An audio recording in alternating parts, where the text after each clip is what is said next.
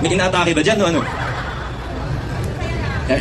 Sabi, ikaw lang kung masaya o inaatake. Yeah. Salubungin natin ang bagong taon, ang buong sigla na punong-puno ng pag-asa. Muli po akong bumabati sa inyo ng isang maligayang 2025. Have a blessed New Year, everyone.